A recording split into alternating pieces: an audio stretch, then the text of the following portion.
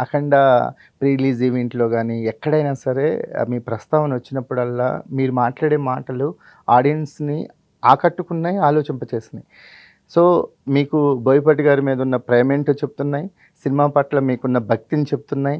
వీటన్నిటికి తోడు మీకు భాష మీద ఉన్న పట్టు తెలుస్తుంది. అసలు ఏంటి మీ ప్రయాణం? మీరు అసలు డిఫరెంట్ ఆహ్, పాత్ కదా మీకు అవునండి. ఇది? చాలా డిఫరెంట్ పాత్ యాక్చువల్లీ. అంటే మనందరికీ తెలిసిన విషయమే. నది ఎక్కడో ఇరుకు సందుల మధ్యలో పుట్టి, అది సముద్రం చేరే లోపుగా అది మైదానాల గుండా ప్రయాణం చేస్తది, ఎడారుల గుండా ప్రయాణం చేస్తది, అడవుల తడి గుండా. నేలల గుండా, పొడి నేలల గుండా, అడవుల గుండా అనేక రకాల ప్రయాణాలు చేస్తుంటది. ఎక్కడ ప్రయాణం చేసినా నది నదే. అదే. అలాగా ఈశ్వరుడు కృపతోటి ఈ ప్రయాణంలో ఎన్నెన్ని చోట్ల అంటే చిన్నప్పటి నుంచి చదువుకొని ఆ తర్వాత ఇంజనీర్‌గా ఉద్యోగం చేసి, ఆ తర్వాత రెవెన్యూ డిపార్ట్మెంట్‌లో పనిచేసి, ఒక టీచర్‌గా పనిచేసి, ఇప్పుడు సినిమాల్లోకొచ్చి పాటలు రాసి, ఇప్పుడు మాటల వైపొస్తూ, ఈ ప్రయాణం అంతా కూడా నాకేమనిపిస్తుందనంటే, నది ఏ రోజు తను పుట్టాలని కోరుకోదు. నది ఈశ్వర సంకల్పంగా అలా ఉద్భవిస్తది.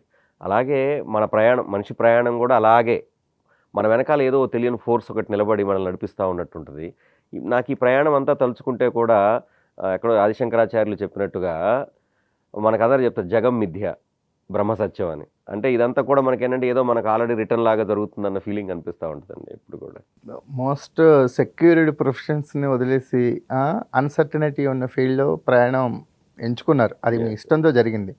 ఎప్పుడైనా అనిపించిందా సో, ఇక్కడ ఎక్కువ నేను స్ట్రగుల్ అవుతున్నానన్న ఫీలింగ్ వచ్చిందా? ఈశ్వరుడి దయ వల్ల అసలు ఎప్పుడూ ఆ ఫీలింగ్ రాలేదు సార్. ఎందుకంటే వచ్చిన మొదటి రోజుల్లోనే నేను మంచి మంచి మనుషుల్ని కలవటం, వాళ్ళ ద్వారా నాకు మంచి అవకాశాలు కలగటం. దానివల్ల ఎప్పుడు అంటే మనకి 'అలవైకుంఠపురం' లాంటి పెద్ద హిట్ రాసిన తర్వాత కూడా మధ్యలో నాకు 2 సంవత్సరాలు ప్రపంచం మొత్తం కరోనాతోటి సఫర్ అయ్యారు గదండీ! ఆ టైంలో కూడా నేను పాటలు రాశాను. ఓహ్! ఆ సూపర్బ్! టైంలో కూడా నేను పాటలు రాయగలిగాను. అంటే సినిమా ఎవరైతే కళామ రంగం ఏదైతే ఉందో, ఒక సొంత బిడ్డని హక్కున చేర్చుకున్నట్టు చేర్చుకుంది. అందులోనూ సొంత బిడ్డని, అందులో ముద్దుల బిడ్డని గనక హక్కున చేర్చుకుంటే ఎలా చూసుకుంటాం? అంటే ఇంట్లో చిన్న పిల్లాడికి ఒక చిన్న కొడుక్కి ఎప్పుడు ఒక అప్పుడు చిన్న బిడ్డకి ఎప్పుడు కూడా ఒక చిన్న ఒక ప్రాధాన్యత ఎడ్జ్ ఉంటది. ఉంటుంది. ఒక చిన్న ప్రాధాన్యత ఉంటది. ఒక చిన్న ఎడ్జ్ ఉంటది. అలా తెలుగు సినిమా ఇండస్ట్రీ నేను అడుగుపెట్టిన ఈ 6 సంవత్సరాల కాలంలో నన్ను ముద్దు బిడ్డగా, ఒక చిన్న బిడ్డగా చూసుకుంటూ ఎప్పుడు నాకు ఆలోచన కలిగేటటువంటి అవకాశాన్ని ఇవ్వలేదు. అది మీ అదృష్టం. నిజంగా పూర్వజన్మ సుకృతం అని నేను భావిస్తా ఉన్నాను. ఎందుకంటే ఎక్కే గడప, దిగే గడపలన్నీ అయిపోయిన తర్వాత గానీ ఒక పాట రాసే అవకాశం దొరకని ఎక్స్‌పీరియన్స్‌లు చాలా విన్నాం. చాలా విన్నాం. అవును.